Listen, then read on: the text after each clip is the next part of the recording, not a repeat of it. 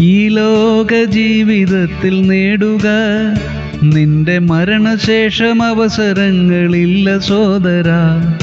നരകശിക്ഷയിൽ നിന്നു വിടുതൽ നേടുവാൻ ഇന്നു വരിക രക്ഷകന്റെ സന്നിധേ.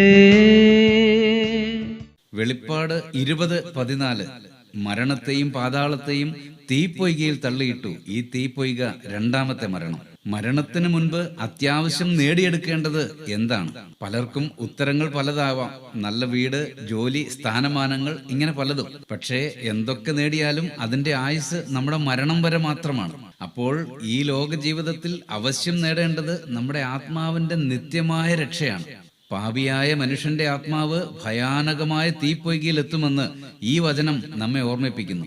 പ്രിയ സ്നേഹിത, യേശുക്രിസ്തു കാൽവരിയിൽ ഒരുക്കിയിരിക്കുന്ന ആത്മരക്ഷ നേടൂ. ഇന്ന് തന്നെ യേശുവിനെ സ്വീകരിക്കൂ സ്വന്തം കർത്താവായി. പ്രാർത്ഥിക്കാം. പ്രിയ പിതാവേ, ആത്മരക്ഷയുടെ ഗൗരവത്തെപ്പറ്റി ബോധ്യമില്ലാത്ത ഞങ്ങളുടെ സ്നേഹിതരെ ഓർത്ത് പ്രാർത്ഥിക്കുന്നു. അങ്ങയുടെ മക്കളായി തീരാനുള്ള മഹാഭാഗ്യം അവർക്കും അങ്ങ് നൽകണമേ. യേശുക്രിസ്തുവിന്റെ ധന്യനാമത്തിൽ തന്നെ, ആമേൻ.